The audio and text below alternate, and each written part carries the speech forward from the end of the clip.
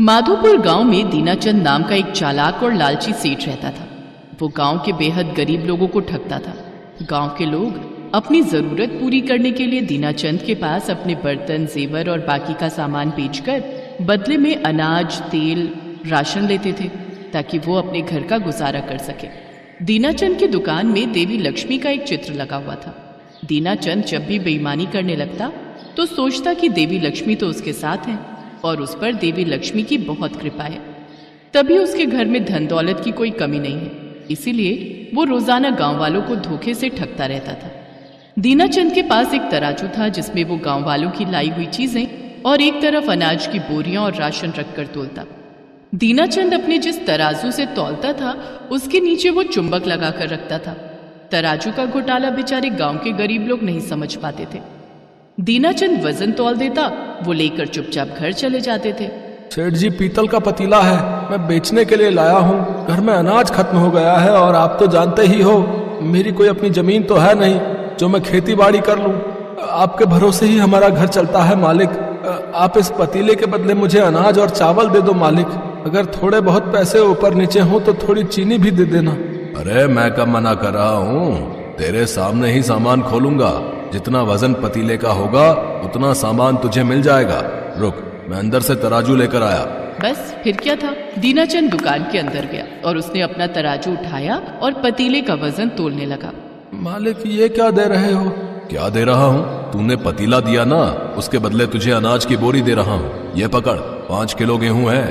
अच्छा, पतीला तो बहुत भारी था। ठीक है, आप ये दे दो।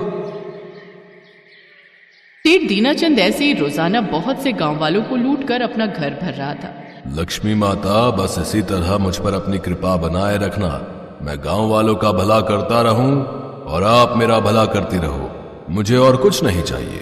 दीनाचंद की मक्कारी से भरी सारी बातें बैकुंठ लोक में माता लक्ष्मी और भगवान विष्णु भी सुन रहे थे। देवी लक्ष्मी, ये साहूकार तो अति चतुर है। देखिए किस तरह से गांव वालों को चकमा दे रहा है। आपको इसे सबक सिखाने के लिए कुछ तो करना ही होगा।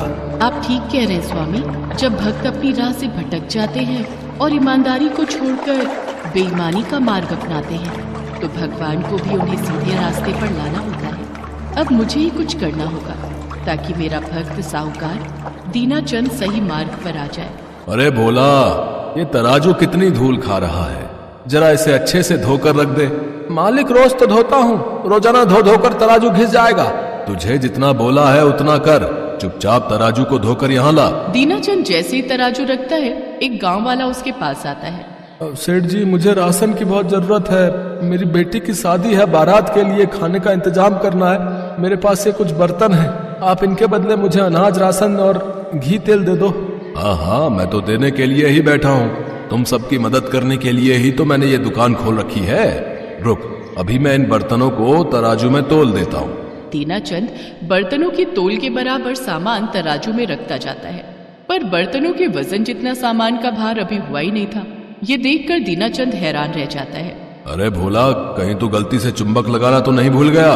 नहीं मालिक, वो देखिए ध्यान से, चुंबक तो अभी भी लगा हुआ है। अच्छा, पता नहीं, ये वजन तो बराबर ही नहीं हो रहा। इसके बर्तन इतने भारी कैसे हो गए? बर्तनों का वजन भला अधिक क्यों ना होता?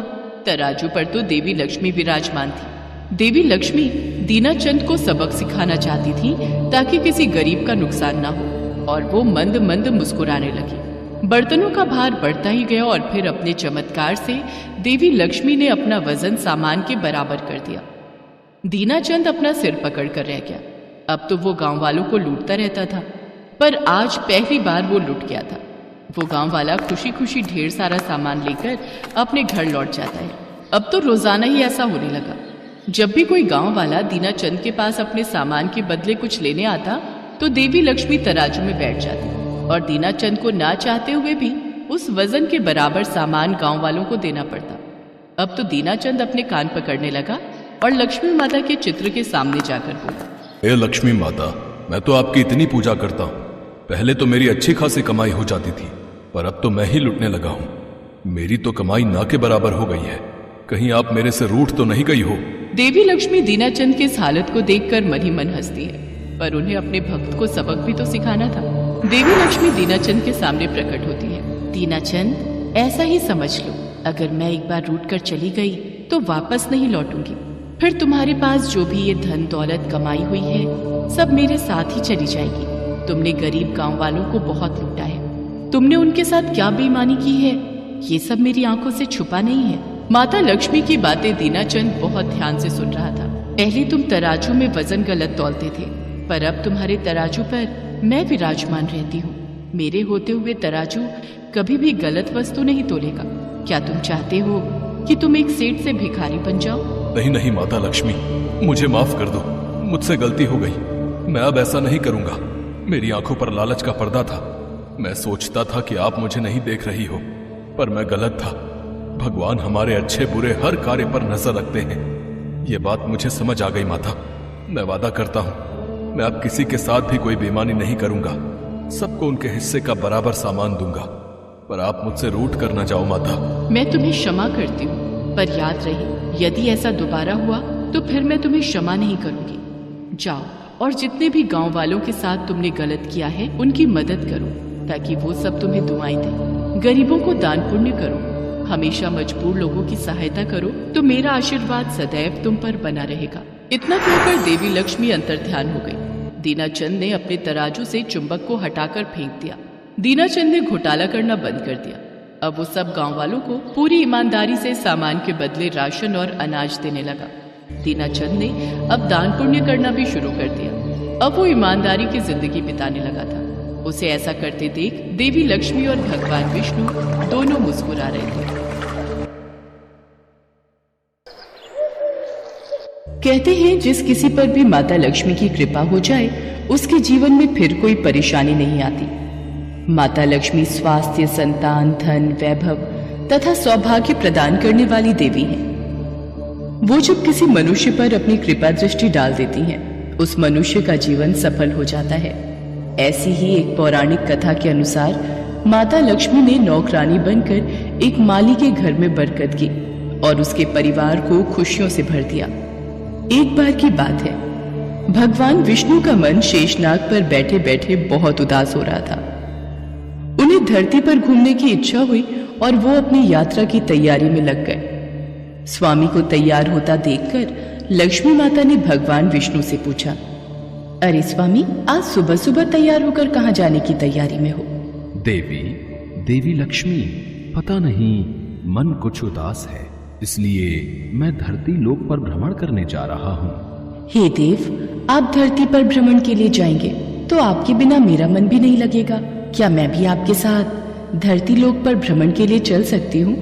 ठीक है देवी लक्ष्मी, पर उसके लिए तुम्हें मेरी एक शर्त माननी होगी। तुम धरती पर पहुंचकर उत्तर दिशा की ओर नहीं देखोगी। ठीक है स्वामी, मैं धरती पर पहुंचकर उत्तर दिशा में नहीं देखूंगी। मुझे आपकी शर्त मंजूर है। भगवान विष्णु की इस शर्त से माता लक्ष्मी सहमत हो गई और प्रातःकाल होते ही माता लक्ष्मी और भगवान विष्णु धरती पर पहुंचे। उसी समय सूर्य उदय हुआ था। रात बरसात होकर हटी थी। चारों ओर हरियाली ही हरियाली थी। धरती की सुंदरता को देखकर माता लक्ष्मी अत्यंत प्रसन्नचित हुई और भगवान विष्णु को दिया वचन भूल गई। माता लक्ष्मी धरती को देखती देखती कब उत्तर दिशा की ओर देखने लगी, उन्हें पता ही नहीं चला। धरती का वातावरण देखने में कितना मनमोहक है, और वो फूलों से भरा खेत। ये तो कितने सुंदर फूलों से सजा हुआ है। मैं ये फूल यदि तोड़ लूं?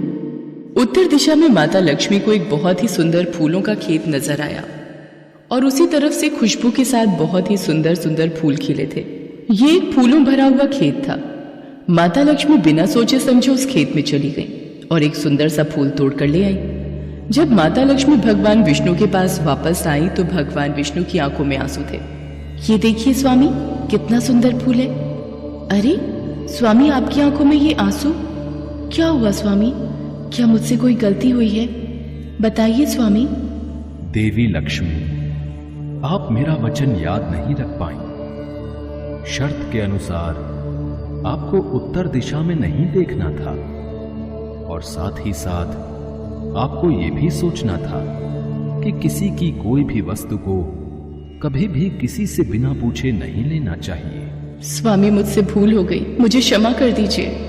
देवी लक्ष्मी, आपने जो भूल की है उसकी सजा आपको जरूर मिलेगी। जिस माली के खेत से आपने बिना पूछे फल तोड़े हैं, यह भी एक प्रकार की चोरी है। इसलिए देवी लक्ष्मी, आप 3 वर्ष तक माली के घर में रहेंगी। इसके बाद मैं स्वयं आपको वैकुंठ वापस बुलाऊंगा। जैसी आपकी आज्ञा स्वामी। माता लक्ष्मी ने चुपचाप सिर झुकाकर वचन स्वीकार किया और भगवान विष्णु वैकुंठ लौट गए। माता लक्ष्मी ने एक गरीब लड़की का रूप धारण कर लिया। खेत के मालिक का नाम माधव था। माधव की पत्नी 2 बेटे और 3 बेटियां थी। सभी उस छोटे से खेत पे काम करके किसी तरह से गुजारा करते थे। खेत के पास ही माधव की झोपड़ी थी। माता लक्ष्मी माधव की झोपड़ी पर जाती हैं। माधव लड़की को देखकर पूछता है, तुम कौन हो और इस समय तुम्हें क्या चाहिए? मैं तुम्हारी क्या मदद कर सकता हूँ? मेरा नाम लक्ष्मी है। मैं एक गरीब लड़की हूँ। मेरी देखभाल करने वाला कोई नहीं। मैंने कई दिनों से कुछ भी नहीं खाया। मुझे कोई भी काम दे दो और मैं तुम्हारे घर का काम भी कर दिया करूंगी। बस मुझे अपने घर में एक कोने में आसरा दे दो। माधव बहुत ही अच्छे दिल का आदमी था। उसे लड़की पर दया आ गई। वो लड़की से बोला, देखो बिटिया, मैं तो बहुत ही गरीब माली हूं। मेरी कमाई से मेरे घर का खर्च बड़ी मुश्किल से चलता है। लेकिन अगर मेरी 3 की जगह 4 बेटियां होती तो भी मैंने ही गुजारा करना था। जैसा रूखा सूखा हम खाते हैं वही खिला सकता हूं। यदि तुम मेरे यहां यही रूखा सूखा खाकर खुश रह सकती हो तो अंदर आ जाओ। आपने मुझे अपनी झोपड़ी में शरण दी। आपका बहुत बहुत शुक्रिया। माता लक्ष्मी 3 साल माधव के घर पर नौकरानी बनकर रही। जिस दिन माता लक्ष्मी माधव के घर आई थी, उसी दिन से ही माधव को इतनी आमदनी हुई कि उसने एक गाय खरीद ली। अजी, ये नई गाय खरीद लाए, ये तो बहुत अच्छा हुआ। आज तुम्हारी आमदनी बहुत अच्छी हुई। सरला, सब माता लक्ष्मी की दया है। माधव, मैंने कोई चमत्कार नहीं किया। ये सब तुम्हारे दयालु स्वभाव का ही फल है जो आज तुम्हें प्राप्त हुआ है। तुमने तो मुझे एक गरीब लड़की समझकर अपने घर में शरण दी है। धीरे धीरे माधव की आमदनी अच्छी हो गई। उसने जमीनें खरीद ली और फिर एक बड़ा पक्का घर भी बनवा लिया। सारी सुख समृद्धि, गहने, कपड़े, जेवर, सब कुछ अब माधव और उसके परिवार के पास था। लक्ष्मी माधव के घर और खेत में काम करती रहती थी। एक दिन माधव ने सोचा, मुझे ये सब इस लड़की लक्ष्मी के आने के बाद मिला है। जब से ये मेरे घर आई है, मेरी किस्मत ही बदल गई है। माधव लक्ष्मी के बारे में सोच में ही था कि एक दिन जब वो अपने खेत से काम खत्म करके घर आया तो अपने घर के सामने द्वार पर एक देवी स्वरूप गहनों से सजी एक लड़की को देखकर हैरान रह गया। उसने ध्यान से देखा। अरे, ये तो मेरी मुंह बोली बेटी यानी लक्ष्मी है क्या? ये तो साक्षात माता लक्ष्मी है। सरला, बच्चों के साथ बाहर आओ। माता लक्ष्मी स्वयं हमारे द्वार पर आई है। माधव का पूरा परिवार बाहर आ गया। सब हैरान होकर माता लक्ष्मी को देख रहे थे। माता लक्ष्मी, हमें माफ करना। हमने अनजाने में आपसे अपने घर और खेत का काम करवाया। माता, हम आपको पहचान नहीं पाए। हमसे ये कैसा अपराध हो गया। माता, हम सबको क्षमा कर दो। माधव, तुम बहुत ही नेक दिल और दयालु व्यक्ति हो। तुमने मुझे आश्रय दिया, 3 साल तक अपनी बेटी की तरह रखा। इसके बदले मैं तुम्हें वरदान देती हूँ कि तुम्हारे पास कभी भी खुशियों की और धन की कमी नहीं रहेगी। तुम्हें सारे सुख मिलेंगे जिसके तुम हकदार हो। माधव को और उसके परिवार को आशीर्वाद देकर माता लक्ष्मी अपने स्वामी भगवान विष्णु के द्वारा भेजे रथ में बैठकर बैकुंठ चली जाती हैं। माधव और उसका परिवार हाथ जोड़कर